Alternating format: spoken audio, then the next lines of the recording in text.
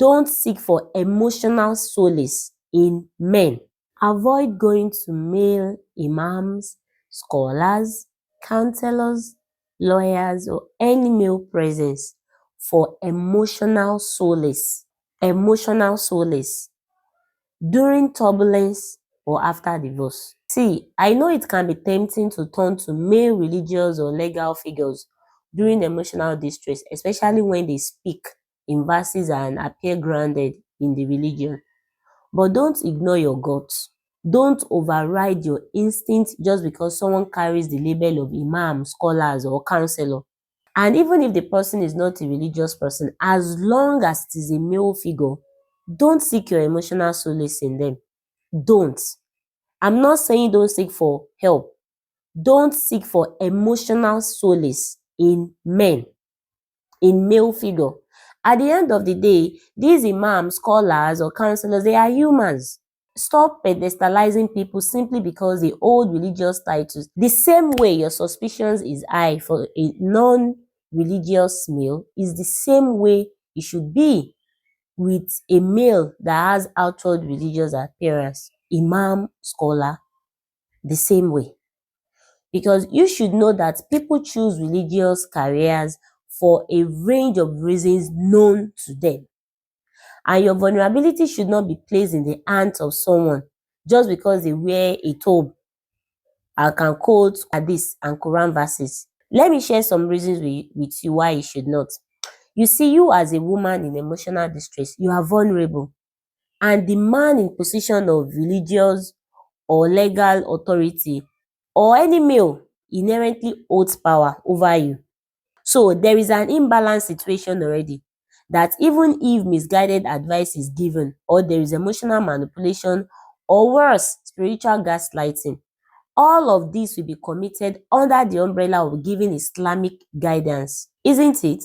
And you see, most male scholars, imams, male counselors exist within a patriarchal framework, whether consciously or unconsciously. They are men at the end of the day.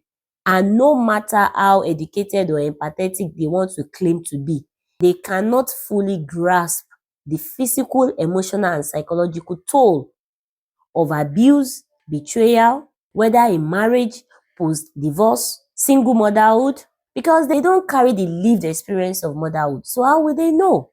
And most times, you will encounter male-centered narratives like as long as it is not physical abuse and the abuser is a provider. So in the guise of saying or trying to protect the structure of the so-called Muslim home, they will push for reconciliation regardless of the abuse, betrayal, disrespect. They don't even consider disrespect as a big deal. They see it as a man being a man and you as a woman, you should be able to tolerate or even neglect, even if it comes at the expense of your well-being. What they are doing itself is abuse because they are subtly shaming you for wanting your peace through separation, and they'll make it seem as if you are too stubborn. And the success of that marriage lies solely on you as the woman. That is how they make it seem. Another reason why you should not go is that your emotional vulnerability can be exploited. It is sad that some women have reported emotional, spiritual, or even worse, sexual exploitation when confiding in male scholars or counselors. Because you as a woman that you are crying, sharing intimate details of your brokenness can be seen as an opportunity for perverted minds.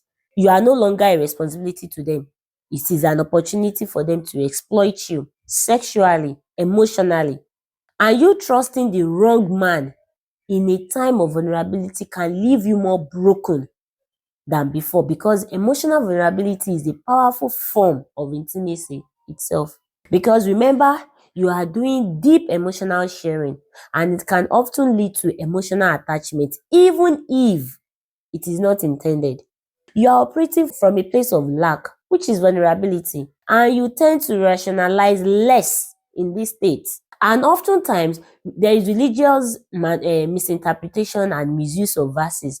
Some male Muslim scholars, counselors misquote and misuse hadith and Quranic verses to guilt women into staying in harmful marriages by never holding the abuser accountable, especially when it comes to the use of words like submission and patience.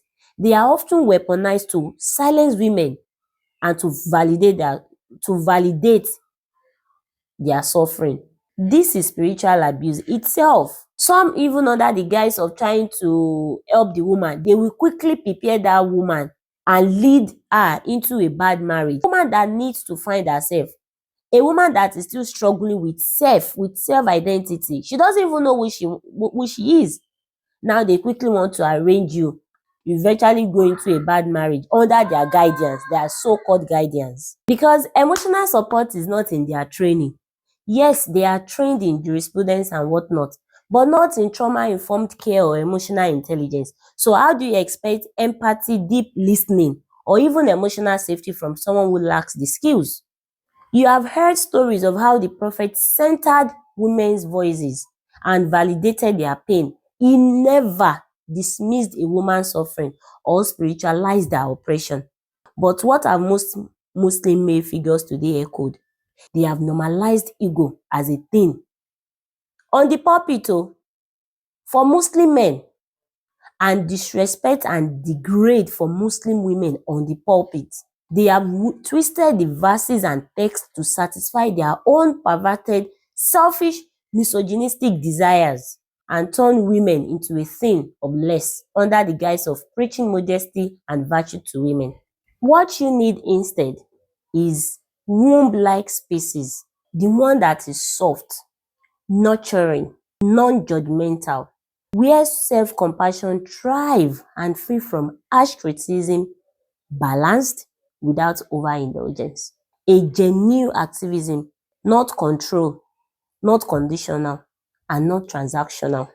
And it is only a woman that can provide that for you. A woman that is free from internalized misogyny herself. Yes, women who have walked similar paths are equipped to hold spaces for that kind of pain, because healing needs empathy, not judgment, not manipulation, and not control. That is the kind of support you deserve, and you will surely find it. Not where patriarchy wants you to look. Preserve yourself and preserve your peace.